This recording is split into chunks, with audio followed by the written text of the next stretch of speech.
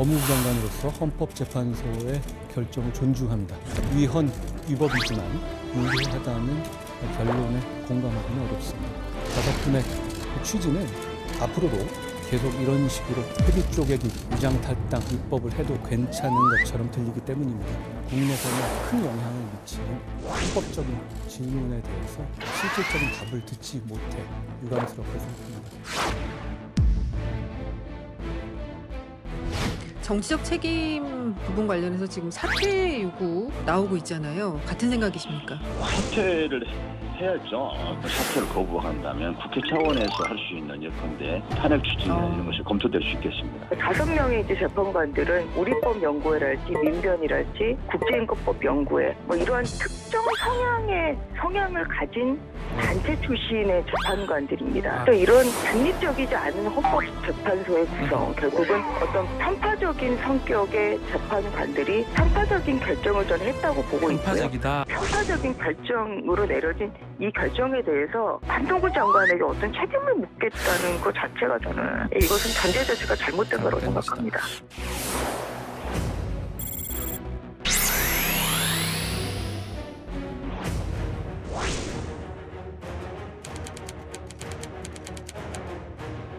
연평해전, 대청해전, 연평도 포격전 등 수많은 북한의 무력 도발로부터 NLL과 우리의 영토를 피로써 지켜냈습니다.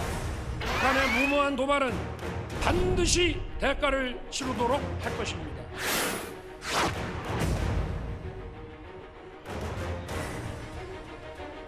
누군가를 지금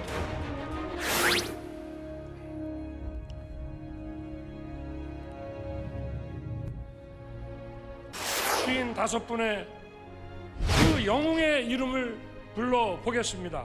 북한의 기습 공격에 NLL을 사수한 제2연평해전 용사 고윤영하 소령, 고한상국 상사,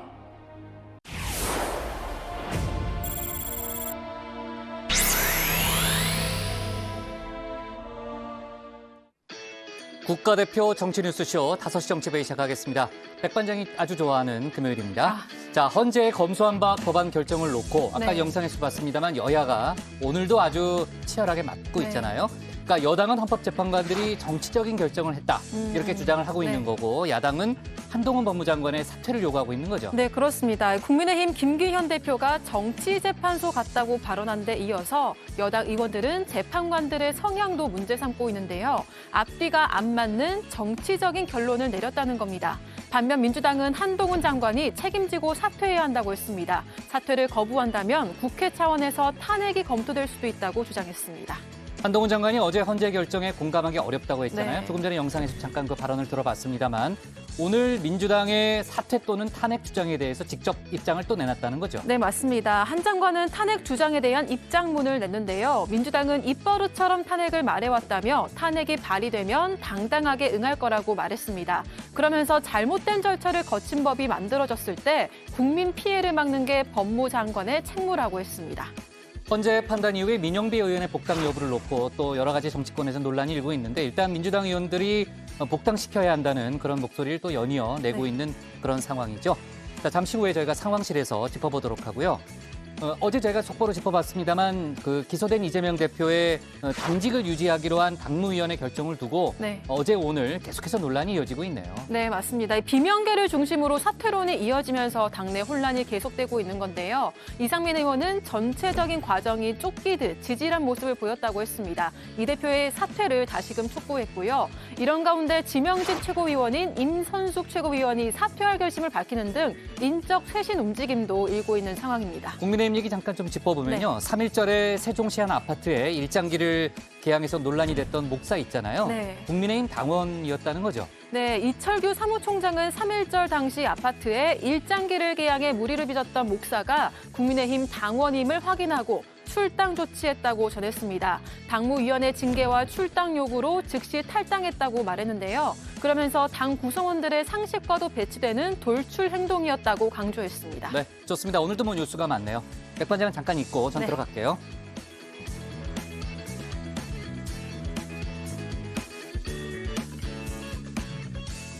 네, 오늘 회의는 류 실장, 박마커, 유채커, 조멘토, 백반장, 남진우 소통역사 그리고 정치부의 예청자 정혜원 분들과 함께하겠습니다.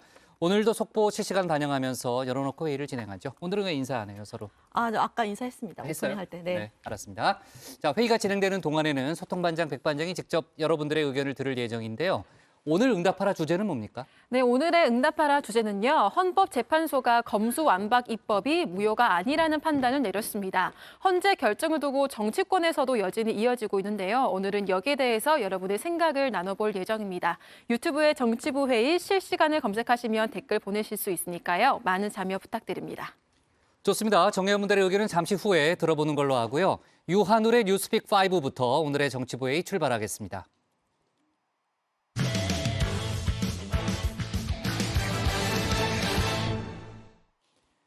윤 대통령이 오늘 북한의 무모한 도발에는 대가를 치르게 하겠다고 말했습니다. 서해 수호의 날 기념식에서 현직 대통령 최초로 희생 장병들 이름을 한 명씩 부르는 롤콜을 한 뒤였죠. 그런 가운데 북한은 한미 연합훈련을 명분으로 각종 신형 무기를 공개하고 있는데요. 육해공 무기를 모두 선보였습니다. 그 의미를 유한울 체커가 정리했습니다. 네, 5시 하면 다정해 정혜원들의 뉴스 큐레이터 울체커입니다. 즐거운 금요일 오후 뉴스픽 5 바로 들어갑니다. 오늘 준비한 소식은요. 10년 과업 달성, 거칠어지는 입, 위조 여권의 덜미, 가족이 신고, 노마스크 벚꽃 축제로 잡았습니다. 패션 업계에는 때마다 공개하는 컬렉션이 있습니다. SS 컬렉션, FW 컬렉션 같은 것들이죠. 그렇다면 북한에는 도발 컬렉션이 있는데요. 한미 연합훈련을 맞아 요즘이 공개 시즌인가 봅니다. 이번엔 핵무인 수중 공격정 수중 폭발 시험에 성공했다고 발표했습니다. 지난 3월 21일 함경남도 리원군 해안에서 훈련에 투입된 핵무인 수중 공격정은 조선 동해에 설정된 타원 및 발자형 침노를 80 내지 150m의 심도에서 59시간 12분간 잠항하여 3월 23일 오후 적의 항구를 가상한 홍원만 수역의 목표점에 도달했으며 시험용 전투부가 수중 폭발했습니다. 네, 핵 무인 수중 공격정은 무인으로 수중에서 적진에 침투해서 핵 공격을 가할 수 있는 무기입니다. 다만 북한이 방사능 해이를 언급한 걸로 봐서는 직접 타격보다는 수중 폭발로 생기는 충격파로 적을 공격하기 위한 수단으로 보이는데요. 사실이라면 미국이 우리나라로 전개하는 핵 잠수함 등을 불시에 타격할 수도 있게 됩니다. 이번 시험도 참가한 김정은 국무위원장은 이렇게 말했다고 하는데요. 경의하는 김정은 동지께서는 철저한 전쟁 억제력의 압도적 시위로서 미제와 괴뢰들의 선택에 절망을 안기고 지역에서 군사동맹 강화와 전쟁 연습 확대를 통해 얻는 것보다 잃는 것이 더 많으며 더 큰 위협에 다가서게 된다는 것을 스스로 인식하게 만들 것이라고 말씀하셨습니다. 네, 공개 효과를 극대화하기 위해서일까요? 북한은 도발 컬렉션을 순차적으로 공개하는 전략도 구사하고 있습니다. 제가 월요일에 전해드린 SLBM 도발, 이 공중 폭발했다는 점에 방점을 찍어드렸죠. 그러나 공중에서 폭발하면 그 폭발력은 대부분 그 지상의 충격으로 이렇게 확산되기 때문에 그래서 살상 효과가 급증하는 겁니다. 최근에는 한미일이 동해에서 다 몰려서 이렇게 전략 자산이 밀집하니까 만일에 이런 걸 동해상에서 이런 식으로 핵폭발이 일어난다면은 그 일대 뭐 이지스함, 항공모함, 또 상륙함 이 기능이 다 마비되죠. 네, 이 다음에는 전략순항 미사일을 이용해 핵탄두를 고도 600m에서 공중 폭발시켰다고 북한이 주장했습니다. 여기에서 우리가 또 주목해야 할 부분은 이 주장이 맞다면 그만큼 핵탄두를 소형화하는 데도 어느 정도 성공했다는 겁니다. 소형화 기술은 상당한 수준으로 이렇게 진전돼 있을 거라고 평가하지만 그러나 지금 최근에 북한이 이야기하는 전술 유도 무기 몇 가지 제시된 그 무기 체계에 탑재 가능하다라고는 아직은 그렇게까지 보고 있지 않지만은 그 가능성에 대해서는 한미가 분석을 하고 있습니다. 이렇게 한미 자유해방패 연합훈련 시즌을 맞아 육해공 도발 컬렉션을 모두 선보인 북한입니다. 이런 가운데 윤 대통령은 오늘 서해 수호의 날 기념식에 참석했습니다. 기념사를 통해 한미일 안보 협력을 다시 한번 강조하면서요. 북한의 무모한 도발은 반드시 대가를 치르도록 하겠다고 힘줘서 말했는데요. 북한은 날로 핵무기를 고도화하고 있고 전례 없는 강도로 미사일 도발을 감행하고 있습니다. 북한의 무모한 도발은 반드시 대가를 치르도록 할 것입니다. 네, 윤 대통령은 기념사에 앞서서는 서해를 지키다가 숨진 장병 55명의 이름을 한 명씩 부르는 롤콜도 진행했습니다. 현직 대통령으로서는 처음입니다. 누군가를 잊지 못해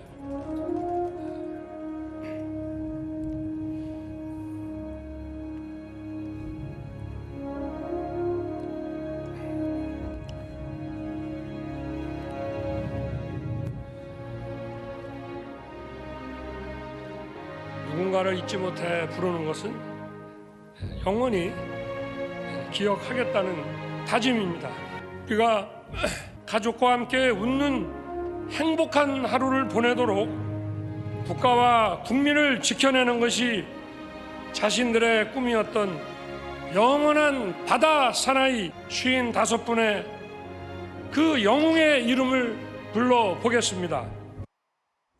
네, 앞서 윤 대통령은 희생장병 묘역도 유가족들 그리고 참전 장병들과 함께 참배했는데요. 함께한 유가족 중에는 천안함 유가족 윤청자 씨도 있었습니다. 윤 씨는 앞서 지난 정권에서 이런 장면으로 주목을 받기도 했죠.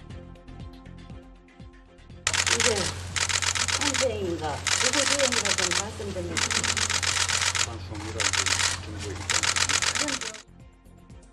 민주당 이재명 대표도 오늘 오전 지도부 회의에서 호국 영령들의 정신을 기렸습니다. 하지만 그 다음 발언은 윤 대통령의 오늘 기념사와 정반대였습니다. 전현 정권의 안보 및 대북 간 충돌, 여기서도 드러납니다. 싸워서 이기는 것은 하책입니다. 싸우지 않고 이기는 것을 넘어서서 싸울 필요가 없는 상태를 만드는 것이 진정한 전략입니다. 평화로운 한반도를 만드는 것이 바로 호국 영령들의 희생에 올바로 보답하는 일입니다. 두 번째 픽은 거칠어지는 입입니다. 조금 전에 들으신 이재명 대표의 발언, 울산에서 나온 거였습니다. 민주당이 울산에 내려가서 현장 최고위원 회의를 열었기 때문인데요. 이 회의에서 보통 최고위원들 모두가 한마디씩 하고는 하죠. 그런데 임선숙 최고위원 울산까지 내려갔는데 아무 말도 하지 않았습니다. 바로 그만둘 결심이 섰기 때문이었습니다. 발표는 안 하시는 걸로 알고 있습니다. 하셨다는 보도도 나왔는데요. 사의는 가지고 있고요. 다만 오늘은 현장 최고위원회라 제가 설명하지 않았습니다. 임 최고위원은 최근 이 대표에게 사의의 뜻을 전했다고도 하는데요. 후임으로는 비명계 송갑석 의원이 거론되고 있죠. 이렇게 이 대표 사법 리스크에 따른 내분 수습을 위해 당직 개편에 시동이 걸리는 모습입니다. 오늘 관련 보도도 잇따랐는데요. 김의겸 대변인 그리고 문진석 전략기획위원장이 직을 내려놓을 거란 내용입니다. 동시에 사무총장 교체는 없다는 소식도 전해졌는데요. 며칠 전 짚어드린 적도 있지만 결국 내년 총선 공천 때문이겠죠. 지금 사무총장인 오선의 조정식 의원 친명계로 분류되는데요. 그게 문제가 아니라는 정치 원로의 말도 나왔습니다. 지금 이제 사무총장도 오선이나 한 놈이고 사무총장 하는 것도 모양은 안 좋아요. 아니, 어르신이니까 이렇게 말씀하시는 거 좀 이해해 주세요, 여러분. 제 젊을 때부터 잘하는 애니까 이제 그 무슨 오선된 놈이 이제 사무총장을 맡아요. 저기 총장님 그거는 나가셔갖고 전화로 얘기하시는 게 좋을 것 같습니다. 제가. 네, 오랫동안 봐온 정치 후배를 향한 구수한 입담이지만요. 정치 원로의 뼈 있는 조언이기도 한데요. 그런데 여기 또 다른 정치 원로는 지금 민주당 지도부에서 일어나는 일들을 감싸고 있습니다.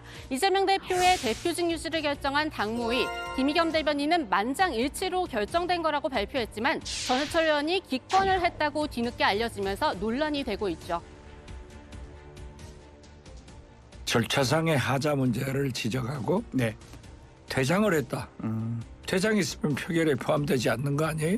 그렇기 때문에 김의겸 대변인이 지금 현재 민감한 때이기 때문에 좀 더 구체적으로 발표를 했으면 그런 문제가 없을 건데 또 전해철 의원도 그렇죠.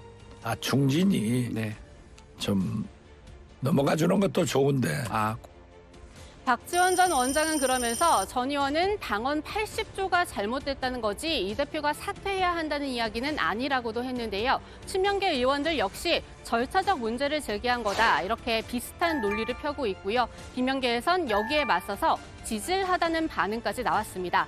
오가는 말까지 점점 거칠어지자 결국 사선 중진 의원들은 버스에서 내려와 운동까지 제안했는데요. 이 박근혜 정권 때 열린 탄핵 촛불 집회에서 일부 과격한 참가자가 경찰 버스에 올라가면 다른 참가자들이 내려와를 외쳤듯이 서로에 대한 공격을 이제 멈추도록 하자는 겁니다. 특별히 당원과 지지자 여러분들께도 당부드립니다. 색출, 모색, 망신주기, 헐뜯기가 아닌 합리적 비판과 제안, 응원과 격려를 당부드립니다. 무엇보다 당 안팎의 극단적 주장과 행동은 당 대표와 우리 당 국회의원들조차도 쉽게 막을 수 없습니다. 당의 단결과 화합을 바라는 당원과 지지자 여러분들이 그릇된 행동을 하는 이들에게 당장 버스에서 내려와 이렇게 외쳐 주시기를 바랍니다.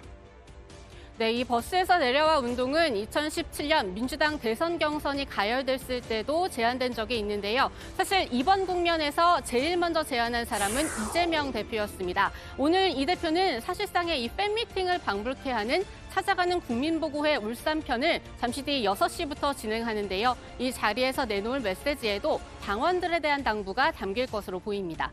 네, 세 번째 픽은 위조 여건의 덜미입니다. 테라 루나코인 사태의 핵심 인물이죠. 건도영 테라폼 랩스 대표가 몬테네그로에서 체포됐습니다. 위조된 여건으로 두바이행 비행기를 타려고 하다가 덜미가 잡혔는데요. 마침 권 씨가 사용한 여건이 인터폴에서 특정한 위조 여건이었기 때문입니다. 지금은 함께 잡힌 측근과 함께 임시 구금시설에 구금돼 있는데요. 우리 당국은 곧 송환 절차에 착수하기로 했습니다. 하지만 권 씨가 여기에 거부하는 소송을 현지에서 내버리면 당장은 쉽지 않을 수도 있는데요. 한편 미국 검찰도 어제 권 씨를 사기 등 8개 혐의로 기소했습니다. 네, 다음 픽, 가족이 신고입니다. 지난 2017년 이 장면을 기억하시는지요? 아버지로서 아들을 제대로 가르치지 못한 저의 불찰입니다. 제 아이는 경찰 조사에 성실히 임하고 자신이 지은 죄에 대해 합당한 벌을 받게 될 것입니다. 너무나 무거운 잘못을 저질렀습니다. 네, 남경필 당시 경기지사가 맏아들이 마약 투약 혐의로 체포되자 해외 출장 중에 급히 귀국해서 가진 기자회견이었습니다. 남 전 지사 아들 남모 씨는 이때 구속 기소됐고요. 결국 징역 3년에 집행유예 4년을 선고받았는데요. 또다시 필로폰 투약 혐의로 체포됐습니다. 어젯밤 남 씨가 이상한 행동을 한다는 가족 신고를 받고 경찰이 현행범으로 체포한 건데요. 경찰은 국가수의 검사를 의뢰해 마약 양성 반응이 나오면 구속영장을 신청할 방침입니다. 네, 마지막 픽은 주말을 앞두고 설레는 소식입니다. 노마스크 벚꽃 축제인데요. 최대 벚꽃 축제인 진해 군항제가 4년 만에 열립니다. 코로나 때문에 3년을 쉬다가 이번에 재개하는 건데요. 개막식을 겸한 전야제가 잠시 뒤 6시 반부터 열립니다.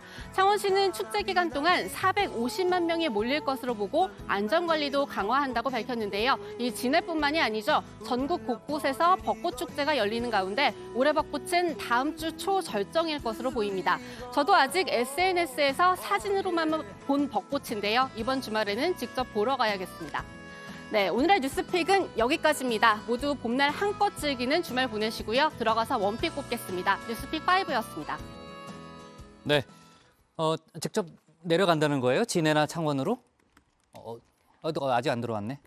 유채커, 예. 직접 내려간다는 거예요, 이번 주말에? 저는 저희 집에만 가도 집 벚꽃이 근처? 있기 때문에. 네. 아니, 저는 내려가게 되면은 유 실장하고 같이 내려가라고 얘기하려고 그랬죠. 제가 류 실장이랑 어. 주말에도 봐야 할지 약간 그래도 의문이 있는데요. 내려가서 아예 안 올라왔으면 좋겠습니다. 아니, 근데 방 맞고 좀 심한 거 아니에요, 그거는? 괜찮겠어요? 괜찮습니다. 박마커가 좀 자꾸 선을 넘네요. 박마커 제 빈자리를 차지하기가 쉽지 않을 텐데 네. 채우기가. 네, 알았습니다. 자, 좋습니다. 북한 관련한 소식을 첫 번째 픽에서 다루는데 오늘 그 다른 재판 관련한 얘기도 있었죠. 서해 공무원 피격 사건 관련해서 첫 재판이 오늘 열렸는데 이 사건을 은폐하려 한 혐의로 재판에 넘겨진 문재인 정부 안보 라인에 대한 재판이 오늘 열린 거죠? 네, 그렇습니다. 이 서훈 전 국가안보실장과 이 서욱 전 국방장관, 이 박지원 전 국정원장에 대한 첫 공판이었는데요. 이 검찰은 이들이 2020년 9월 이 서해상에 표류하다가 이 북한군의 총격으로 숨진 고 이대준 씨 사건을 은폐하려고 했고 이후 언론 보도로 사건이 알려지자 허위 첩보 등으로 월북몰이에 나섰다고 보고 있는데요. 검찰은 오늘 공판에서 문재인 전 대통령의 대선 슬로건이었던 사람이 먼저다를 언급했습니다. 정부가 방임한 결과 이대준 씨가 사망했다면서 이 사람이 먼저다라는 말이 생각나는 장면이라고 꼬집은 건데요. 이 정부의 무대응, 미조치를 강하게 비판했습니다. 네, 기소된 세 사람은 모두 혐의를 강하게 부인했습니다. 특히 서욱 전 실장 측은 이미 수백 명이 인지한 상황이고 그 다음 날 대통령 보고까지 했다. 이 사실을 은폐할 마음을 먹는 것 자체가 가당키나 한 것인가 이렇게 주장을 했고요. 그러면서 이 정무적, 정책적으로 판단한 내용을 많은 시간이 지나서 검찰이 사법적인 잣대로 평가하는 것 적절한지에 대한 의문도 갖고 있다고 꼬집었습니다. 네, 박지원 전 원장은 오늘 공판에 출석하다가 고 이대준 씨의 형 이래진 씨와 충돌하기도 했습니다. 지금 이 보시는 영상에 나오고 있는데요. 네, 이래진 씨가 박 전 원장이 공판이 열린 서울중앙지법의 모습을 드러내자 이렇게 달려들었습니다. 이 씨는 사과해라, 여기가 어디라고 오느냐 이렇게 외치기도 했는데요. 아무 대답 없이 법정 안으로 들어간 박 전 원장도 앞서 류 실장이 말한 것처럼 오늘 공판에서 혐의를 전면 부인했습니다. 네. 북한이 그야말로 이제 육해공 종합 무기를 좀 선보였잖아요. 이제 한미 연합훈련 시기와 또 맞물렸는데 한미 전략 자산을 무력화시킬 수 있다라는 아마 그런 차원에서 또 도발을 한 게 아닌가 싶은데, 자, 북한 관련해서는 또 김주애 관련 뉴스도 좀 최근에 많았는데 어제 이제 그 뉴스픽에서 ICBM 발사 때 명품 외투를 입었다는 그런 소식을 다뤘잖아요. 북한 외교관 출신인 태영호 의원은 그 명품보다도 김주애의 긴 머리가 더 문제라고 했다는 거죠. 네, 그렇습니다. 태영호 최고위원은 북한 주민들은 명품인 줄 모른다고 했습니다. 오히려 북한 주민들이나 김주애 동년배 아이들은 이 머리에 대단히 신경을 쓸 것 같다 이렇게 말했는데요. 북한에선 초중고교 때 머리를 얼마나 기를 수 있는지 정해져 있기 때문에 여기에서 위화감을 느낄 거란 겁니다. 직접 들어보시죠. 북한에서도 유학생들이 머리에 대단히 신경 쓰는데, 선생님, 저 김정은 최고 지도자의 딸은 저렇게 머리를 길게 치렁치렁하게 기르는데 저희도 그러면 길러도 되는 건가? 왜 김정은과 그 딸이 표본이 아니겠습니까? 네. 그러면 교사가 이걸 어떻게 설명할 건지. 그리고 애들 속에서도 아니 그럼 김정은의 딸은 되고 우리는 안 되는 거야? 왜 우리는 이렇게 머리를 짧게 잘라야 돼? 이런 엄청난 내부, 뭐 공개적으로는 안 하겠지만 내부 그런 혼란이 있을 거다. 저는 이렇게 생각합니다. 왜 저렇게 김정은이가 저렇게 무리수를 두는지. 네. 자, 민주당 관련해서는 이제 당직 개편으로 당내 혼란을 좀 수습하려는 그런 움직임이 있다는 얘기를 유채커가 설명을 했는데, 비명계 또 여러 목소리에서는 또 비명계에서는 다른 목소리들이 좀 나오고 있잖아요. 박영진 의원은 개딸로 대표되는 강성 지지층을 오늘 다시 한번 비판했다는 거죠. 네, 훌리건이라는 용어를 사용을 했는데요. 박영진 의원이 페이스북 등에 이제 글을 올려서 정치 훌리건은 축구에서의 훌리건과 같다. 팀을 망치고 축구를 망치는 훌리건처럼 이 정치 훌리건, 악성 팬덤은 정당을 망치고 민주주의를 박살낸다라고 지적을 했습니다. 그러면서 이제 비명계 의원들을 겨냥한 이른바 이 수박 깨기 퍼포먼스 사진을 공유하기도 했는데요. 그러면서 그렇게 단일 대우가 좋으면 윤심 단일 대우 깃발이 납기는 국민의힘으로 가라, 이런 말도 덧붙였습니다. 네, 수위가 아주 높은 그런 발언이네요. 자, 유채커하고는 오늘의 원픽은 뭡니까? 네, 오늘의 원픽입니다. 북한 육해공 핵전력 과시, 윤 대통령 무모한 도발 대가 치를 것.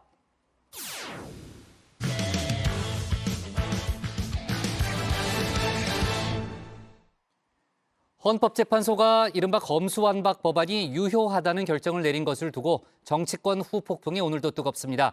국민의힘은 헌법재판소가 정치재판소가 됐다며 재판관들의 이념을 문제 삼고 있는데요. 민주당은 오늘 한동훈 장관의 사퇴를 요구했습니다. 헌재는 민영배 의원의 위장 탈당이 절차상 문제라고 봤지만 민주당에선 복당설도 흘러나오고 있는데요. 이러한 소식들을 유정아 실장이 묶어 정리했습니다. 황당한 궤변의 극치라고 생각합니다. 음주하고 운전했는데 음주운전 해당이 되지 않는다는 이런 해괴망측한 논리가 어디 있습니까? 정말 어이없습니다. 헌법재판소가 아니라 정치재판소 같다고 봅니다. 헌법 정신의 기인에 국회 입법권과 검찰개혁 입법 취지를 존중한 결정입니다. 권력기관 개혁은 시대의 과제이자 국민의 명령이었습니다. 네, 헌법재판소가 어제 검수완박 법안이 유효하다 결정을 내린 데 대해서요. 여야의 평가 보신 것처럼 극명하게 갈렸습니다. 요약을 하자면 절차에는 문제가 있었지만 결과에는 문제가 없었다. 유효하다 이런 거였는데요. 헌법재판관들의 의견도 갈렸습니다. 이렇게 보시는 것처럼 5대 4였는데요.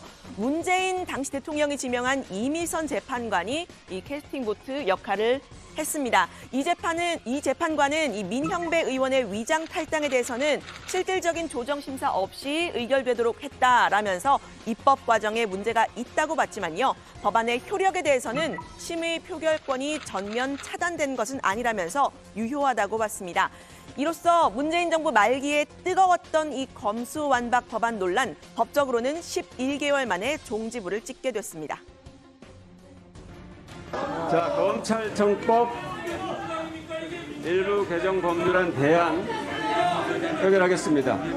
자, 11분의 위원이 찬성했으므로 검찰청법 일부 개정 법률안 대안은 통과됐음을 선언합니다. 국민법박, 제1법박, 제1여당, 검수완박 반대한다! 반대한다! 반대한다! 반대한다! 누구를 위해서 검찰 수사권을 빼앗는 것입니까? 국민을 위한 것입니까? 민주당의 실세들을 위한 것입니까? 네, 헌재의 이번 결정은요. 삼권 분립 차원에서 국회 결정을 존중하는 차원으로 풀이가 됩니다. 과거에도 비슷한 사례가 있었습니다. 이명박 정부 당시 이 미디어법이 통과됐을 때요.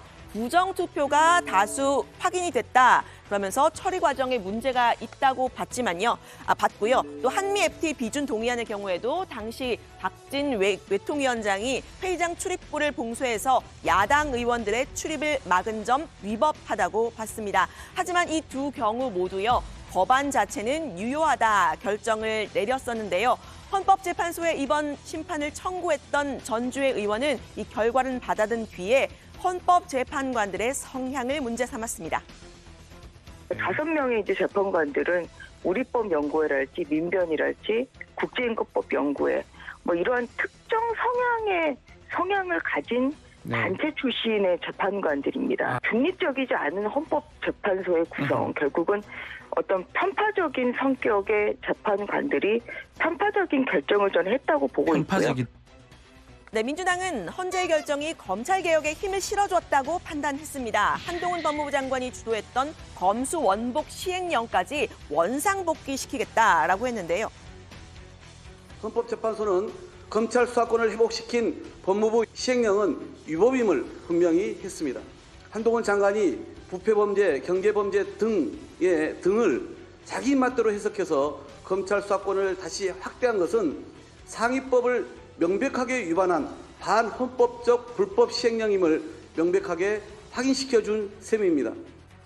네, 헌법재판소는 한동훈 장관과 검사들이 제기했던 검사 수사권을 축소하는 것에 대한 권한쟁의 사건에 대해서도 결정을 내렸죠. 소송 여건에 흠결을 들어서 심리를 하지 않는다라는 각하 결정을 내렸습니다. 다수 의견은 이 한 장관은 청구인 자격이 없다라는 거였고요. 검사의 수사권 조정 배분은 국회의 입법 사항이지 헌법상의 권한이 아니라고 했습니다. 이 역시 5대 4로 갈렸는데요. 이 중도 보수 성향의 재판관 4명은 검사의 헌법상 소추권 및 수사권을 침해를 했고 또 이 입법부가 관여를 한 건 헌법상의 한계를 일탈했다. 즉 헌법상 산권 분립에 위배된다. 이렇게 의견을 냈습니다. 한 장관은 이번 헌재 결정 유감이라고 말했습니다. 저희가 이번 헌법소송을 제기한 것은요. 검사의 권한을 확인하기 위해서가 아니라 국민의 권익 침해를 막기 위한 것이었다는 말씀을 드리겠습니다. 저희가 듣고 싶었던 것은 이 검수완박 입법이 어떤 문제가 있느냐, 위헌이 아니냐에 대한 형식적인 이유로 그 점을 듣지 못해서 대단히 유감스럽게 생각한다는 말씀을 다시 드리겠습니다.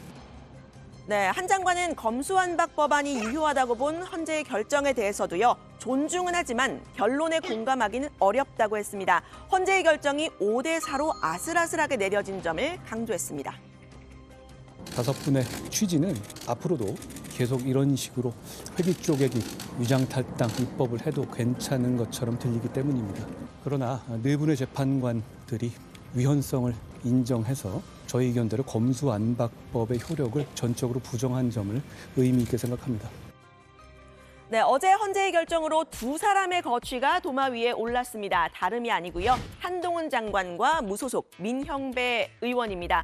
민주당은 한동훈 장관의 사퇴를 요구했습니다. 법무부 장관이 권한쟁의 심판을 제기할 자격이 없는 걸 법조인으로서 알면서도 이 심판을 제기해서 혼란을 야기했고 이 검수원복의 시행령도 위법하다는 겁니다. 한동훈 장관은 윤석열 검사 정권의 2인자라는 오만함에 그리고 권력의 치에 국회 입법권에 대한 무도한 도전을 서슴지 않았습니다. 한동훈 장관이 자진 사퇴하지 않는다면 윤석열 대통령은 인사권자로서 즉각 한 장관을 사퇴시켜야 할 것입니다. 네, 민주당 일각에서는 사퇴를 하지 않으면 탄핵을 검토해야 한다 주장까지 나왔는데요. 1개 법무장관, 한동훈 장관이 개인의 인격을 무시해서 하는 말씀이 아니고 국무위원 중에 한 분이지 않습니까? 네네. 국회 입법권에 대한 정면 도전을 하고 하는 것은 이것을 용납해서는 안 됩니다. 사퇴를 거부한다면 국회 차원에서 할 수 있는 예컨대 탄핵 추진이나 이런 것이 검토될 수 있겠습니다. 네, 또 다른 당내 일각에서는 이 한 장관에 대한 사퇴 요구 정치적인 주장이다라면서요. 다만 한 장관이 그동안의 주장을 한 것에 대해서는 국민께 사과를 할 필요가 있다 이런 의견도 있었습니다. 하지만 한 장관 사과는 생각하지 않고 있는 듯한데요. 오늘 기자들에게 입장문을 내서 민주당은 입버릇처럼 탄핵을 말하고 있다면서 탄핵이 발의되면 당당히 응하겠다, 즉 다퉈보겠다고 한 겁니다. 자기 편 정치인들 범죄 수사 막으려는 잘못된 의도로 의장 탈당, 회기 쪼개기 등 잘못된 절차로 잘못된 법이 만들어졌을 때 국민 피해를 막기 위해 최선을 다하는 것은 법무부 장관의 책무입니다. 탄핵이 발의되면 당당히 응할 것입니다. 네, 거취 문제가 거론되고 있는 또 다른 사람 바로 민형배 의원입니다. 민주당 소속이었던 민 의원은 안건조정위에서 비교섭단체 몫으로 표결을 하기 위해서 탈당을 감행했죠. 겉은 무소속이지만 속은 민주당인 상태라서요. 위장 탈당 혹은 꼼수 탈당이다 이런 논란이 일었었습니다. 당시 민주당 원내 지도부는 민 의원의 결단을 지지한다 이렇게 입장을 밝히기도 했었는데요. 헌재는 5대4의 결정으로 이 법사위원장이 민 의원의 탈당 경위를 충분히 알 수 있었음에도 실질적인 조정 심사가 없이 가결되도록 했다는 점을 지적했습니다. 소수당과 비교섭단체의 의견을 존중하기 위해서 규정한 이 국회법을 위반했다 이렇게 봤는데요. 민 의원은 위장 탈당은 오보라고 반박했습니다. 무슨 뜻일까 생각해봤는데 이 형식적으로는 탈당 절차를 거쳤다 이런 의미로 풀이가 되는데요. 안건 조정이 제도 자체가 이미 무력화됐다면서 본인의 위장 탈당을 정당화했습니다. 안건 조정위를 연다는 것 자체가 이미 소수자의 의견을 보장하는 거예요. 그런데 지금까지 보면 대부분 다 안건 조정위는 다수당의 의도를 그대로 가게 돼 있어요. 사실은 거의 무력화돼 있는 거예요. 네, 민주당에서는 민 의원이 복당해야 한다는 의견이 솔솔 나왔습니다. 민 의원의 탈당은 위장 탈당이 아니라 소신과 신념의 탈당이라는 겁니다. 국회의원의 어떤 자율의 정당의 당적을 이탈하고 다시 돌아오는 것도 자율의 문제라는 것이 어제 일부 표현에 있었습니다. 앞으로 그 민형배 의원의 복당 문제는 저는 뭐 본인의 의사를 충분히 존중하는 것이 좋지 않겠나.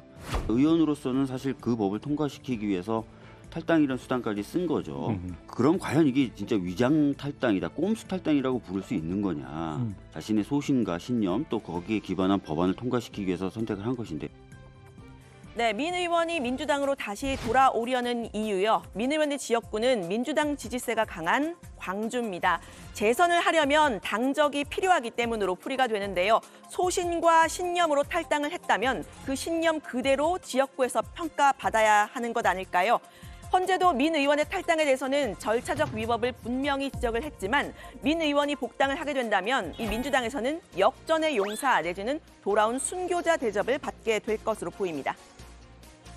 본인의 어떤 개인적인 어떤 욕심이나 본인적인 이해관계가 아니고 실질적으로 이 검찰개혁법을 통과시켜야 되겠다고 하는 이 절박함이 작용을 했고 사실 어떻게 보면은 본인 개인으로서는 희생한 거죠. 네, 국민의힘은 민 의원의 복당이 논의되는 데 대해서 유죄 판결받고 집행유예로 풀려나서 창피한 줄도 모르고 동네방네 무죄라고 떠들고 다니는 꼴이라고 일침을 가했는데요. 민 의원을 복당시키는 순간 민주당은 헌재의 결정을 선택적으로 수용하는 것 아니냐 하는 비판을 받을 수밖에 없을 것으로 보입니다. 검수완박은 바로 이 민영배 의원이 그때 당시 꼼수 탈당으로 인해서 소위 완결이랄까 성공시킨 하나의 참 일대 사건인데 이거를 그냥 인정하고 그러면은 이 축구 경기에서 손으로 골을 넣은 것을 그냥 인정하는 그런 판결이다. 네, 검수완박 법안에 대한 논란, 헌법재판소가 종지부를 찍었습니다. 절차에 위법이 있었지만 법안은 유효하다라는 좀 애매한 결론인데요. 결국은 국민의힘과 민주당, 법무부와 검사들의 주장에 각각 하나씩은 문제가 다 있었다는 지적입니다. 그동안 검수완박으로 온 나라가 그렇게 시끄러웠는데 결국 이 사람들 중에서 국민들에게 사과하는 사람은 아무도 없었습니다. 오늘 발제는 이렇게 정리합니다. 검수완박 유효, 헌재 결정에 민주당 한동훈 사퇴, 민형배 복당. 네, 자 류 실장 발제하는 동안에 들어온 속보 하나만 좀 얘기하고 가겠습니다. 방송 재승인 점수 조작 의혹을 받았던 한상혁 방통위원장에 대해서 검찰이 조금 전 구속영장을 청구했다는 그런 속보가 들어왔고요. 다음 주 수요일에 영장 실질심사 일정이 잡혔습니다. 어제죠? 어젠가? 이제 그 한 장관이 이제 방통위원장이 심사 과정에서 부당한 지시를 하지 않았다라는 그런 입장을 좀 밝혔고요. 지금 이제 방통위는 이제 위원장에 대해서 구속영장이 청구된 상황이기 때문에 비상체제로 돌아가고 있다는 그런 좀 얘기가 나오고 사실 이제 한상혁 방통위원장하고 전현희 권익위원장 두 사람이 현 정부로부터 지금 이제 사퇴 압박을 계속 받아왔잖아요. 한상혁 방통위원장의 향후 거취가 어찌 될지는 또 저희가 추가로 좀 챙겨봐야 될 그런 문제로 보입니다. 헌재 결정에 대해서 이제 국민의힘과 민주당의 상반된 반응, 어제 일부 나온 속보를 가지고 저희가 좀 짚어봤었는데 오늘 그 논란이 더 커진 상황이고 어제 이제 국민의힘 김기현 대표는 정치재판소다 뭐 이런 얘기를 했잖아요. 강한 수위의 그 발언이 나오고 있습니다. 다만 국민의힘 내에서도 김기현 대표 발언에 대해서 조금 너무 나갔다 이런 식의 지적도 있었다는 거죠. 네, 그렇습니다. 조금 전에 이제 국장이 말씀하신 것처럼 김 대표가 어제 이 헌법재판소가 아니라 정치재판소라면서 이 헌재의 결정을 강하게 비판했는데요. 이 천하람 당협위원장은 김 대표의 이런 발언이 내로남불이라고 했습니다. 헌재의 판단을 존중해야 한다는 건데 그 과거 민주당의 태도와 빗대기도 했습니다. 직접 들어보시죠. 태도는 매우 부적절하고 내로남불이라고 생각합니다. 우리가 민주당이 김경수 지사, 한명숙 총리 이런 조국 장관 이런 사태에서 법원이나 대법원의 판단을 받아들이지 않는 거에 대해서 저희가 굉장히 비판을 했었는데 우리가 이런 식으로 정치적인 것이다라고 폄하하기 시작하면 내로남불에 빠지는 것이고. 네. 자, 헌재 결정 결과로만 보면은 민주당이 판정승을 거뒀다 이렇게 좀 볼 수 있는데 반대로 민주당 내에서도 헌재 결정을 비판하는 목소리가 일부 있었죠. 그렇습니다. 민주당의 이상민 의원은요. 헌법재판소의 결정을 양다리 걸치는 것이라고 표현했습니다. 법사위에서 절차적인 하자가 있는데 본회의 의결에 문제가 없다는 건 논리적으로 맞지 않다는 겁니다. 직접 들어보시죠. 흐문이 있으나 효력은 그대로 유지한다. 이건 양다리 걸치는, 그리고 또 아주 절묘하게 5대4. 헌법재판관 이 9분이 아주 절묘하게 의논을 했나? 특정상? 이런 의심까지 들고 최후의 보루로서 지켜야 될 사법부가 제 역할을 하지 못했다. 당당하지가 못했다라는 생각이 듭니다. 네, 이 의원은 민형배 의원의 위장 탈당에 대해서도 국회 선진화법을 형해화시키고 무력화시킨 것이라고 강하게 비판했는데요. 일부 친명계 의원들이 민 의원의 위장 탈당에 대한 헌재 결정은 좀 아쉽다 이렇게 평가한 것과는 대비가 됩니다. 민 의원의 복당 문제를 놓고서 이 민주당 내 계파 갈등이 다시 불거질 가능성도 있어 보입니다. 네, 자 어제 국회가 양곡관리법을 처리했잖아요. 정확하게 말하면 이제 민주당 주도로 통과를 시켰고 어제 뉴스픽에서 저희가 국회 본회의 상황을 속보로 다뤘었는데 대통령실이 거부권 행사를 지금 신중히 고민하고 있다는 거죠. 네, 대통령실은 어제 양곡관리법 통과 직후에 법률 개정안이 정부에 이송되면 각계의 우려를 포함한 의견을 경청을 하고 충분히 수고할 예정이다 이렇게 입장을 밝혔는데요. 거부권 행사를 염두에 두고 있는 걸로 알려집니다. 만약 윤 대통령이 거부권 행사한다면 박근혜 정부 시절이었던 지난 2016년 이후 약 7년 만입니다. 국민의힘은 대통령에게 거부권 행사를 요청하겠다고 밝혔는데요. 농민들이 쌀이 아닌 밀이나 콩농사를 더 많이 짓도록 교육하고 조정해 나가야 한다면서 남는 쌀을 다 사주는 양곡관리법의 방식은 오히려 농민들에게 해가 된다라는 입장입니다. 정부가 쌀 생산하는 걸 다 사준다? 그러면 내년에 지금 현재 짓고 있는 콩, 보리, 밀이 0.8% 한 1% 되거든요. 네. 이분들이 전부 지금 저희들에게 연락 온 것이 쌀 농사 짓는다는 겁니다. 쌀로 바꾼다. 예. 그럼 바꾸면은 쌀이 더 생산될 거 아닙니까? 그러면 쌀값은 더 떨어질 거 아닙니까? 이 문제는 생각하지 않고 선거에만 생각해서 이 농민들이 표를 얻기 위한 이 포퓰리즘으로 이 정책을 내. 이재명 대표가 오늘 윤 대통령에게 양곡관리법을 수용해달라 이런 요구를 했다는 거죠. 네, 그렇습니다. 오늘 페이스북에 글을 올렸는데요. 이 양곡관리법은 이 대표가 민생 1호 법안으로 추진했던 건데 오늘은 이걸 쌀값 정상화법이라고 명명을 했습니다. 이 대표는 농민이 살아야 농업이 살고 농촌이 살아야 지방 소멸을 막을 수 있다면서 야당이 농촌을 보호하고 식량 안보를 지켜낼 방안을 제시했는데도 정부 여당은 이 마땅한 대안 없이 반대만 거듭했다고 지적했습니다. 대통령 거부권 행사에 대해서도 부디 민생을 거부하지 말아달라면서 벼랑 끝에 내몰린 농민의 삶에 더 이상 기다릴 여력이 없다고 했습니다. 네, 양곡관리법 외에도 지금 여야의 대치 전선이 많죠. 네, 그렇습니다. 방송법, 간호법 등이 있는데요. 민주당이 이 다수 의석을 바탕으로 앞으로 처리하려고 하는 법안들입니다. 상임위에서 보통 국민의힘이 퇴장한 가운데 단독 의결을 해서 본회의에 직회부를 한 다음에 이 본회의에서 통과시키는 방식인데요. 이 양곡관리법에 대해서 대통령이 거부권을 행사할 경우 거대 야당과 대통령이 이 대치하는 방식의 대결 국면이 앞으로 계속될 가능성이 있어 보입니다. 네. 자, 그리고 오늘 오후에 나온 뉴스 하나만 좀 추가로 짚어보면요. 정의당이 김건희 여사 도이치모터스 주가 조작 의혹과 관련한 특검 법안을 국회에 제출했다는 그런 소식이 좀 들어왔고요. 12명이 발의를 했는데 정의당 의원 6명 외에도 민주당의 김영배, 이상민, 박용진, 김경엽 의원 또 기본소득당 용해인 의원 등이 함께 특검 법안 제출에 참여를 했고 검찰이 그동안 이제 말로만 수사하겠다고 했고 사실상은 이제 허송 세월을 보냈으면서 수사 의지가 전혀 없는 것으로 보인다라는 그런 입장을 밝혔습니다. 일단 특검은 원내 비교섭단체가 참여하고 야당이 단독으로 후보를 추천하는 쪽으로 이제 법안에 돼 있기 때문에 민주당과 국민의힘 쪽에서는 특검 후보를 추천하지 못하게 그렇게 법안을 만들어놨습니다.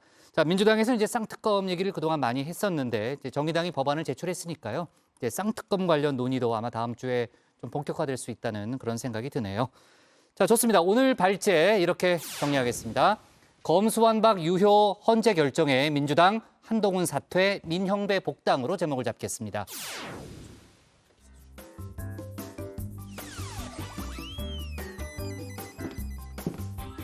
안녕하세요. 정치부의 소통 시간 백반장입니다. 모두가 꿈꾸는 꿈요일, 금요일입니다, 여러분. 이번 주 미세먼지 농도가 높아서 마스크 없는 자유로움도 좀 제대로 누리지 못하셨죠? 그런데 내일부터는 대기가 조금씩 깨끗해진다고 합니다. 마음 편하게 주말 나들이 하실 수 있을 것 같은데요. 그리고 배랑 도라지, 녹차가 미세먼지 예방에 좋다고 하니까요. 주말에 음식도 잘 챙겨 드시면 좋겠습니다. 네, 오늘의 소통 주제는 헌법재판소 검수완박 무효 아니다. 여러분의 생각은입니다. 먼저 다정회에서 미리 살펴본 댓글들 보겠습니다. 네, KSP8님, 법치국가에서 헌재에서 결정한 건 존중해야 한다. 개인 마음대로 해석하면 법이 뭐가 필요 있나? 국가의 기강을 흔드는 것이다 라고 하셨고요. SRH2님, 절차는 적법하지 않지만 결과는 적법하다. 국민을 우롱하나 라고 하셨습니다. 네, 이어서 정의원분들께서 실시간으로 올려주시는 댓글들도 함께 보겠습니다. 먼저 한동욱님, 헌재의 결정은 삼권 분립에 입각한 명확한 판결이다. 재판관들의 정치 편향으로 공격하는 건 헌법에 반하는 행동이다라고 하셨고요. 미음님, 과정이 문제인데 결과는 인정한다. 상식적으로 말이 안 된다라고 하셨습니다. 댓글 적어주신 정의원분들 모두 고맙습니다. 네, 아직 전해드릴 소식이 더 많이 남아있으니까요. 댓글로 다정회와 함께 계속해서 소통해주시면 좋겠습니다. 지금까지 응답하라 다정이었습니다. 백반장 수고 많았고요. 다음은 조익신 멘토의 정치 인사이드로 가겠습니다.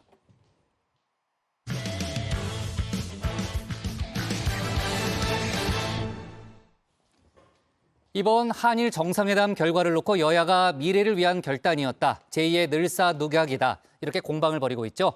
오늘 여론조사 결과가 추가로 나왔는데요. 우리 국민 10명 가운데 6명은 이번 회담을 굴욕적이라고 평가했습니다. 민심을 확인한 야당은 국정조사를 요구하면서 공세를 한층 강화했는데요. 관련 내용을 정치 인사이드에 대해서 짚어봅니다.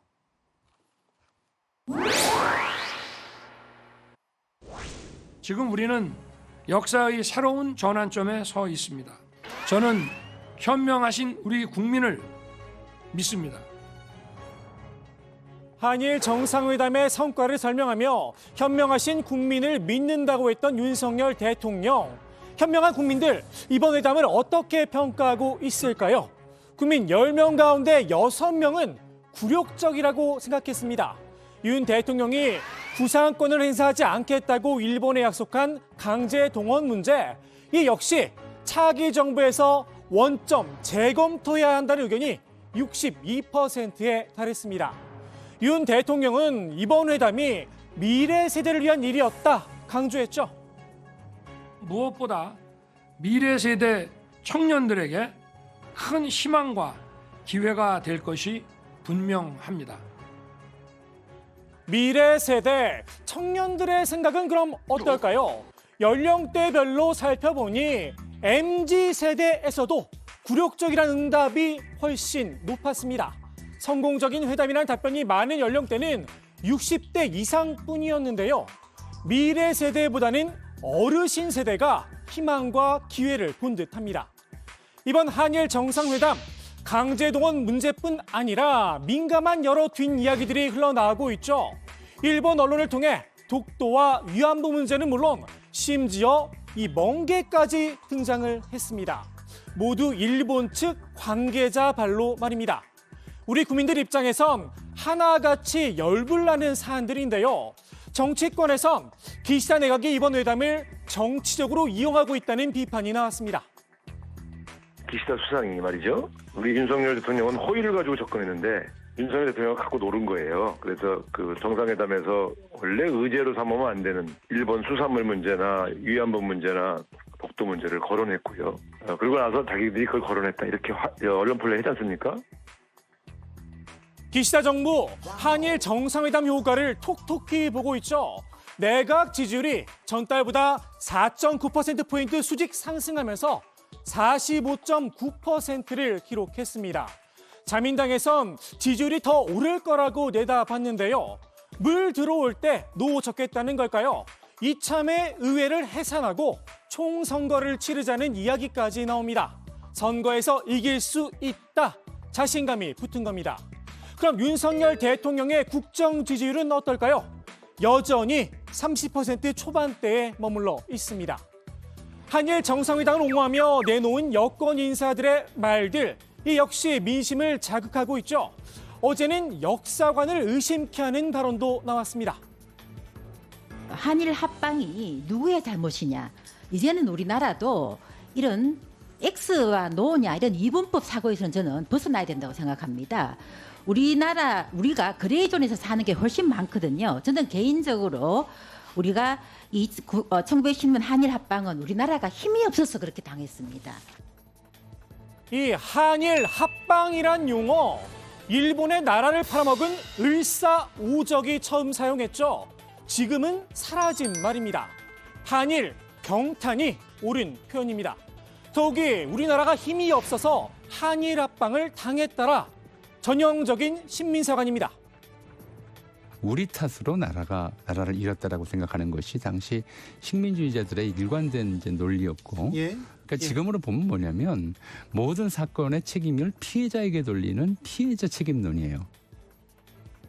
이 피해자 책임론, 국민의힘 정진석 전 비대위원장은 식민지 콤플렉스를 주장하기도 했죠. 당당하게 일본을 대하자. 제발 알겠습니다. 좀 식민지 컴플렉스에서 벗어나자. 지금 이제는 우리가 일본을 추월하는 게 이 시간 문제입니다.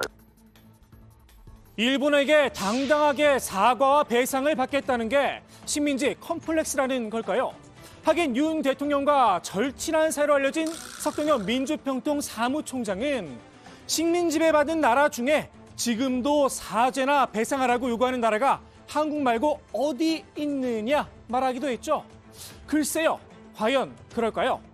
지난 2003년 아일랜드 더블린에 길이 120m의 첨탑이 세워졌죠.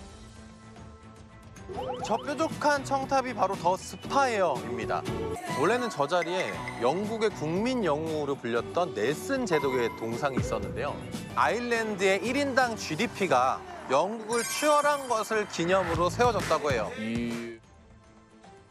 영국의 식민 지배를 받았던 아일랜드, 1800년대 중반 이른바 감자 대기근을 겪었는데요. 그럼에도 영국은 식민지 수탈을 멈추지 않았죠. 결국 수백만 명이 굶어 죽었습니다. 이 감자 대기근으로 인해 아일랜드 주민의 4분의 1이 줄었을 정도라고 합니다. 아일랜드의 민족주의자 존 미첼이 감자를 망친 것은 신이었다. 하지만 그것을 대기근으로 만든 사람은 영국인이었다. 150년 전 역사를 잊지 않은 아일랜드. 당당해진 경제력을 바탕으로 지난 2011년 결국 영국 엘리자베스 2세 여왕의 사과를 받아냈습니다. 영국의 식민지배 사과 요구, 아일랜드뿐만이 아니었습니다. 엘리자베스 2세가 세상을 떠나자 옛 식민지들은 애도를 거부하기도 했는데요. 영국이 제대로 된 사과와 배상을 하지 않았다는 게 그 이유였습니다. 국력이 약해 아직까지 제대로 된 사과를 받아내지 못했지만 말입니다. 한일 정상회담의 부정적 여론을 확인한 야당, 대여 공세 고삐를 바짝 쥐었는데요. 민주당은 국정조사 카드까지 꺼내 들었습니다. 야당들과 함께 국정조사 요구서를 제출하겠습니다.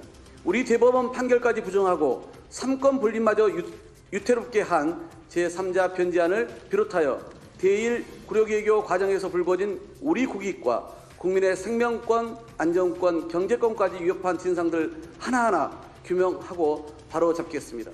국민의 생명과 직결된 후쿠시마 농수산물 수입 금지와 관련한 의혹은 결코 그냥 넘어갈 수 없습니다. 멍게가 있었냐 없었냐가 아니라 후쿠시마 농산물 수입 문제를 논의했냐 안 했냐가 중요합니다. 정상회담에서 어떤 대화가 오갔는지 반드시 밝혀야 합니다. 정의당은 이번 정상회담이 한미일 군사 동맹으로 이어지는 거 아니냐 물음표를 달았는데요. 윤석열 대통령이 추구하는 미래가 뭔지에 대해서 지금 이야기를 안 하고 있어요. 예. 그게 한미일 군사 동맹인지 또 동북아식의 나토에 동참하겠다는 것인지 예. 분명히 밝혀야 됩니다. 지난 대선 당시 한미일 동맹을 전제로 자위대가 한반도로 들어올 수 있다고 했던 윤 대통령의 발언을 상기시키기도 했습니다. 유사시에 한반도에 그러니까 일본이 개입하도록 허용하는 건데 그거 그렇죠. 하시겠습니까? 저게 한미일 동맹이 있다고 해서 유사시에 들어올 수도 있는 거지만 꼭 그걸 전제로 하는 동맹. 그럼 미국 MD는 어떻습니까? 군 당국은 한미일 군사 동맹은 고려하고 있지 않다 선을 그었는데요.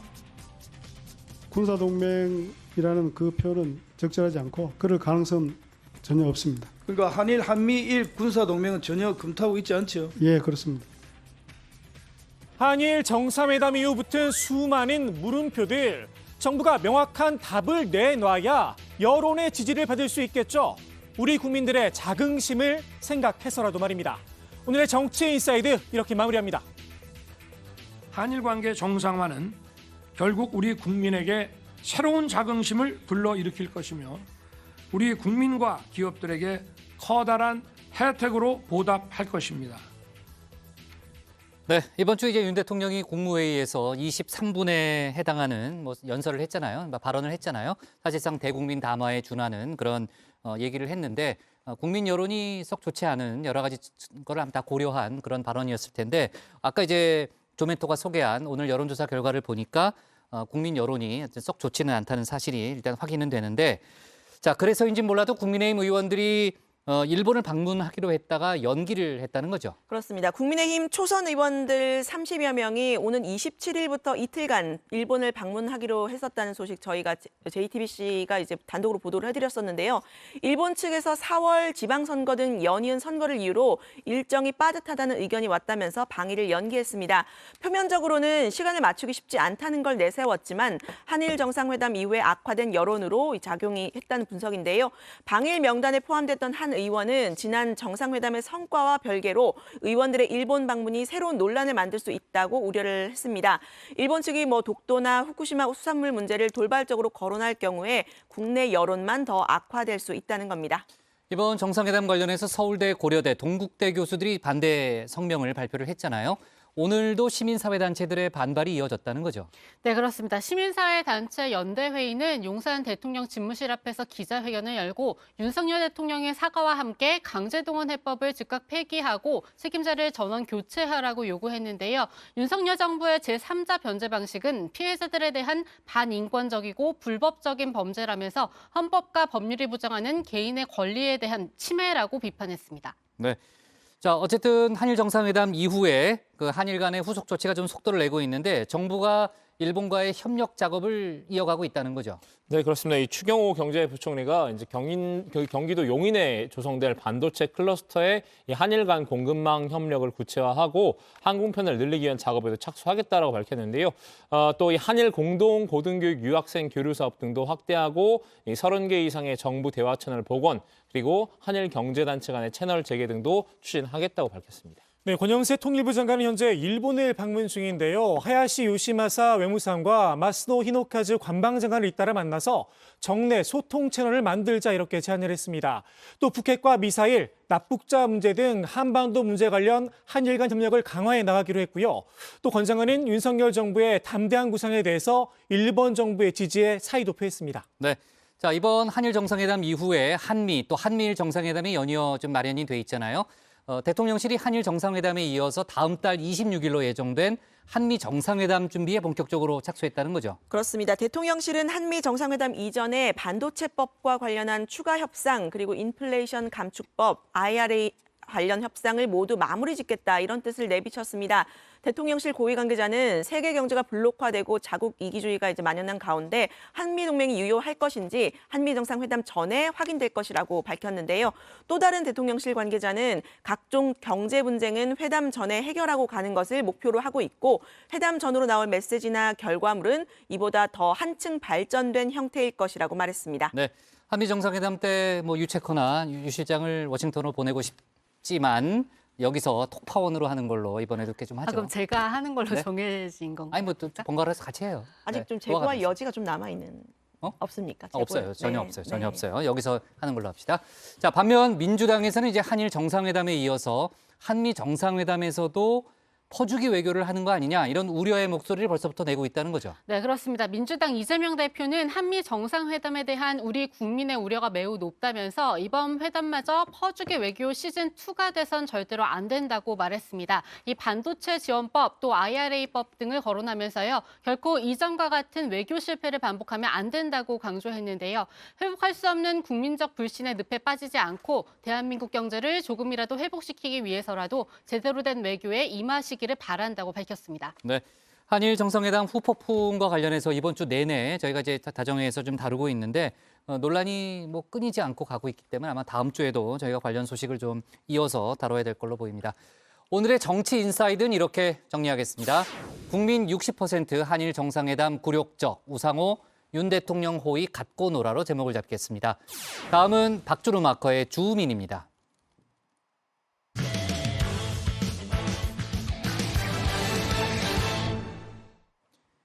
국민의힘의 지지율이 김기현 대표 취임 이후 떨어지는 추세인데요. 주 69시간 근로제 논란 또 주요 당직 인선이 친윤계 위주로 이뤄졌다는 점 등이 지지율 하락의 원인으로 꼽히고 있습니다. 국민의힘 상황 주민에서 자세히 짚어보겠습니다. 3.8 전당대회 이후에 국민의힘 지지율 하락세로 돌아섰죠. 이 한국갤럽의 3월 4주차 여론조사를 보면요. 네, 국민의힘 지지율은 34%로 나타났습니다. 김기현 대표가 취임하기 전인 2월 3주차보다 오히려 떨어진 수치입니다. 김 대표 취임 이후 시작된 지지율 하락, 이른바 이 취임 덕에 김 대표도 고심이 깊은데요. 이 취임 덕의 원인은 여러 가지겠지만 그중에 크게 두 가지만 짚어보려고 합니다. 전당대회의 청구서라고 해야 할까요? 김 대표가 전당대회 때 내세웠던 이 세일즈 포인트 두 가지가 지금은 오히려 계륵이 된 느낌인데요. 먼저 첫 번째 청구서, 바로 연포탕입니다. 연대와 포용 그리고 당평을 통해서 연포탕 잘 끓여서 국민 대통합, 우리 당내 대통합 이루어서 김 대표 이 전당대회 기간 내내 연포탕을 끓였는데요. 막상 뚜껑을 열어보니 이 친윤 일색이란 평가가 나왔죠. 그도 그럴 것이 주요 당직 대다수가 이 친윤 인사들이기 때문인데요. 최근 이 정책위의장에 박대출 의원이 선임이 됐죠. 경남 진주시 갑을 지역구로 둔 박 의장은 유력한 원래 원내대표 후보로 물망에 올랐었는데요. 정책위의장으로 선회한 데에는 이 김 대표의 의중이 반영된 것으로 전해졌습니다. 윤석열 대통령과 소통이 잘 되고 여론종에 능하기 때문이라고 하는데요. 내년 총선 승리를 위해서 이 민생 정책의 씨를 뿌리고 밭을 가는 1호 정책 농부가 되겠다는 그런 각오로 말씀드렸고요.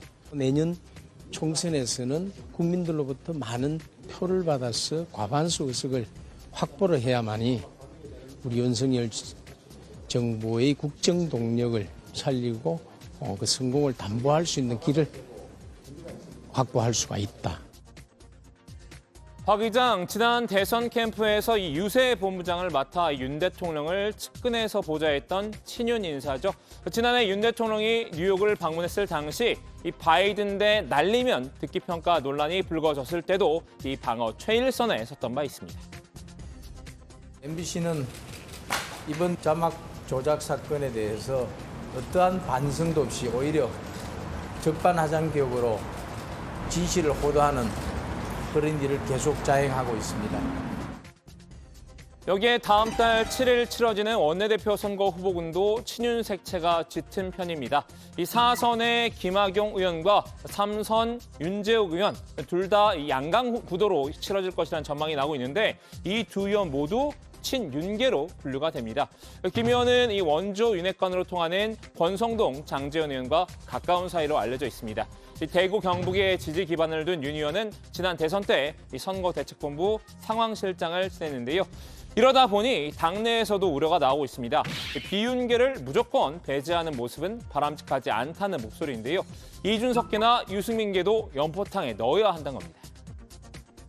이준석계라 해가지고 유승민계라 해가지고 공천에 무조건적으로 배척을 배제한다면 그것은 공당이 될 수가 없겠죠. 안 그렇습니까? 그것만으로 그렇게 돼서도 안 되고 그거는 바람직하지 않습니다.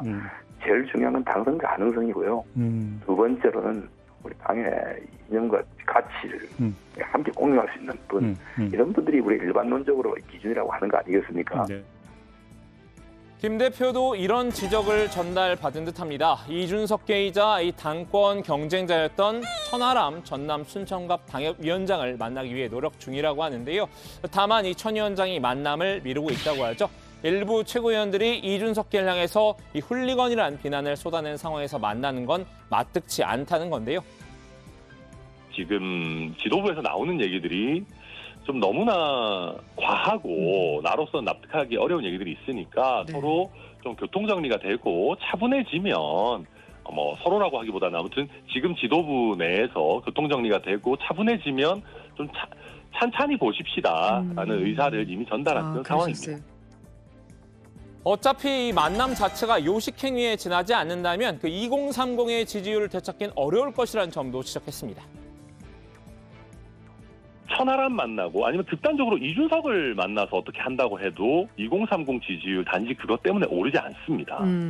예를 들면 우리의 태도의 문제고 지금 배신당했다라고 느끼는 2030들을 어떻게 다시 설득해 나갈까에 대해서 깊은 고민이 있고 제대로 된 실천이 있어야 됩니다. 이어서 김 대표를 향해 날아든 두 번째 청구서, 김장연대입니다. 김장은 이제 다 담궜다고 생각하고요. 제가 요즘 김기현 선배님하고 김장연대니 뭐니 이런 얘기를 해가지고 많은 당권 주자들이 비판들을 하더라고요.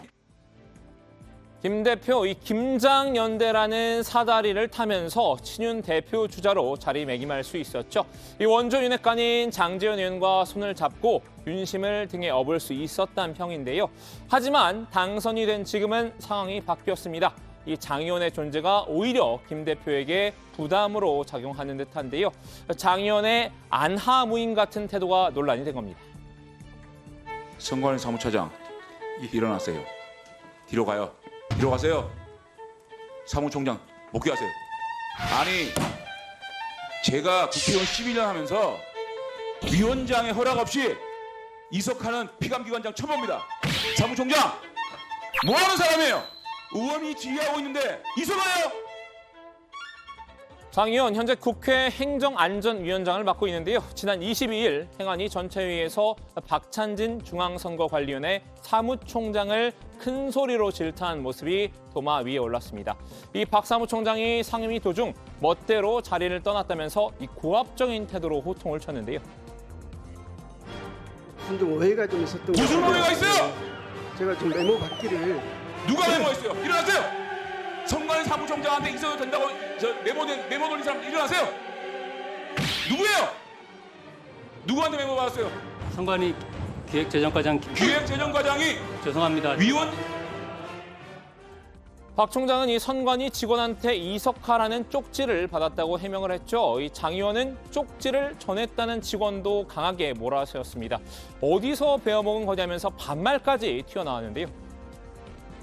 위원장 허가 없이 의원들이 발언하는 도중에 이석한다는 메모를 당신이 상임위원장이야?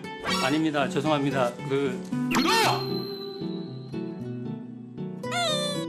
어디서 배워먹은 거예요 지금? 국회를 뭘로 보는 거예요 지금? 총장 앉으세요. 기획재정관 똑바로 세요. 과장입니다. 과장 누구 무슨 권한으로 이석을 얘기했습니까? 죄송합니다. 제가 메시지를 행안위원장에게는 이런 직권도 있었나 봅니다. 향후 해당 선관위 직원에 대한 국회 출입을 금지하기까지 했죠. 누굽니까? 과장한테 쪽지 전달한 사람 누구예요? 기대하세요. 저 기획재정관 이름이 뭐예요? 김입니다. 앞으로 국회 출입 안 됩니다. 네, 알겠습니다. 알았어요? 네, 알겠습니다. 자리 복귀하세요, 차장. 회의 끝날 때까지 총장은 이석하지 말기 바랍니다. 아시겠어요? 호통을 들은 직원 아마 속으로는 이런 심정이었을 것 같은데요. 너 잘리고 싶니? 반말하지 마. 이거 완전 또라이 아니야. 여기는 뭐 이런 애들을 뽑아요? 제발 좀 상식선에서 좀 놀아. 이 답도 없는 진상아. 야! 옆에서 지켜보는 이들도 인격적인 모독감을 느꼈나 봅니다. 당장 당내에서도 장 의원을 향한 비판 세례가 쏟아졌습니다. 시대에 뒤떨어진 태도라는 건데요. 좀 시대에 뒤떨어져 있는 것 같습니다. 그런 모습들이 결국 국민들로 하여금 국회의원들이 군림하려고 하는구나. 국민에 대한 봉사자로서의 자세를 갖고 있지 않고 지위가 높아질수록 좀 겸손한 모습을 보여야 되지 않나 생각합니다. 다소 수위가 높은 비난도 나왔습니다. 신인규 국민의힘 바로 세우기 대표인데요. 장 의원을 향해서 강자에겐 너그럽고 약자에겐 강한 이 비겁하고 졸렬한 인격이라고 쏘아붙였는데요. 이 존재 자체가 민폐라고 날을 세웠습니다. 동시대를 같이 산다는 것, 그 사실만으로도 부끄럽고 민망하다. 장제원은 존재 자체가 민폐이고 대한민국 역사의 수치이다. 국회라는 신성한 공간에서 여기가 어디라고 감히 소리를 질러. 진짜 사람이 먼저 되라. 반드시 이런 자는 국회에서 다시는 보지 말아야 한다. 김 대표도 전당대회 때는 김장을 외쳤지만 지금은 손절각을 재고 있을지도 모르겠는데요. 자, 오늘은 이 취임덕에 빠진 김기현 대표에게 줌인해봤습니다. 사실 연포탕과 김장연대 외에 이 김 대표가 전당대회 때 강조했던 또 한 가지가 있죠. 바로 이 당정일체인데요. 이 말이 무색하게도 최근 당정 간 정책 조율의 혼선을 빚었습니다. 당정일체마저 김 대표의 발목을 잡는 전당대회 청구서가 됐다는 지적인데요. 관련 내용은 들어가서 얘기 나눠보겠습니다. 오늘 취임 한마디는 이렇게 정리하겠습니다. 이 취임덕 빠진 김기현, 친윤일색 연포탕에 김장연대는 손절각? 네. 자, 그동안 이제 당정 간 정책 조율에 뭐 여러 가지 혼선도 있었잖아요. 이제 특히 이제 주 69시간 근무제 논란 저희가 좀 많이 다뤘었고, 최근에 저희가 간단히는 짚어봤습니다만 국민의힘이 대통령실에 전달했다는 저출산 대책도 정치권에서 논란이 됐었죠. 그렇습니다. 국민의힘 정책위원회는요, 이 육아 관련 수당을 합쳐서 18세 미만까지 월 100만 원을 지급하고 20대 자녀를 셋을 낳은 부친의 병역 면제를 하는 내용 등을 담은 저출산 대책을 검토해서 대통령실에 전달한 것으로 알려졌습니다. 현실성이 좀 떨어지는 대책에 대한 비판 여론이 좀 거세지면서 당은 뒤늦게 이 공식적으로 추진하는 안은 아니고 아이디어 차원이다 진화에 나섰는데요. 설익은 정책이 여당안이라는 사실이 알려지면서 이 근로시간 개편안 혼선에 이어서 또다시 당정 간 조율이 없는 정책이 좀 도마 위에 오른 겁니다. 네, 당장 아이셋 군 면제에 대해서 20대 아이셋 낳을 경제력을 갖춘 사람이 얼마나 되겠느냐는 비판이 쏟아졌는데요. 특히 이번 논란인 근로시간 개편안 번복 이후에 대통령실이 당정 간 정책 조율 기능을 강화하겠다. 이렇게 주문한 시점에 벌어진 혼선이죠. 이런 점에서 당정의 정책 역량에 대한 의문도 제기되고 있는데요. 김기현 대표는 취임 이후 당의 정책 주도권을 여러 차례 강조해왔죠. 이번 저출산 대책의 분위기, 당정 간의 조율 부재와 정책 역량을 단적으로 보여준다. 이런 평가가 나옵니다. 네, 아마 지금 진행 중일 것 같은데 장해찬 청년 최고위원과 김병민 최고위원이 MZ세대 노조로 불리는 새로 고침 노동자 협의회와 치맥 회동을 오늘 한다고 그랬고 아마 지금 진행 중일 겁니다. 어제 MZ 노조가 주 최대 69시간 근로제를 두고서 사실상 연장 근로를 더 많이 할 수 있는 그런 제도로밖에 보이지 않는다. 이런 입장을 다시 한번 강조했죠. 그 새로 고침 노동자 협의회 이 유준환 협의회 의장은 어제 오전 국회에서 열린 이 국회 2040 청년 다방 주최 간담회에서 일할 때 일하고 쉴 때 쉰다는 취지와 거리가 멀어 보인다고 지적을 했습니다.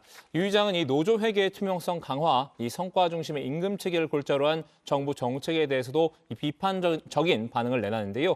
이 회계 관련 어떠한 정책도 이 노조 자주성을 침해하지 않는 범위에서 진행돼야 할 것이라고 말했고요. 또 이 성과 평가 기준 관련해서는 감시가 없는 상태에서 이 성과 체계로 바뀌는 것은 이 연봉 서열에 따른 호봉제보다도 더 불공정하다. 이 정책 보완을 희망을 했습니다. 지금 이제 장해찬 청년 최고위원과 치맥 회동이 열리고 있는데 여기서도 관련 얘기가 나올 것으로 보입니다. 네. 오늘 치맥 회동 얘기는 저희가 다음 주 월요일에 추가로 짚어보는 걸로 하고요. MZ 노조, 그러니까 새로 고침 노동자 협의회가 정부 보조금도 받지 않겠다는 거죠? 네, 맞습니다. 새로 고침 협의회는 오늘 입장문을 냈는데요. 설립한 지 약 한 달밖에 되지 않아서 사업에 대한 우선순위와 구체적인 실행 계획을 수립하지 못했다면서 협의회의 자주성을 키우는 게 성결이라고 판단해 정부 지원금을 신청하지 않았다고 밝혔습니다. 올해 정부 지원금은 노동 사각지대에 있는 노동 약자들에게 지원됐으면 한다고 희망사항을 밝히기도 했습니다. 네, 새로 고침 협의회는 10개 사무직 노조가 모인 협의체고요. 지난달 21일 출범했습니다. 고용부는 그동안 노조만 받을 수 있던 지원금을 근로자로 구성된 협의체까지 받을 수 있도록 하는 노동단체 지원 사업 개편 방안을 지난달 23일에 발표했는데요. 노동단체 지원 사업은 노동자 권익보호 등을 위해서 노동단체가 수행하는 각종 사업을 정부가 지원하는 제도로 올해 총 44억 원 예산이 배정돼 있습니다. 좋습니다. 오늘 정치부 회의는 여기까지 하도록 하겠습니다. 저희는 다음 주 월요일 오후 5시 정각에 다시 찾아뵙겠습니다.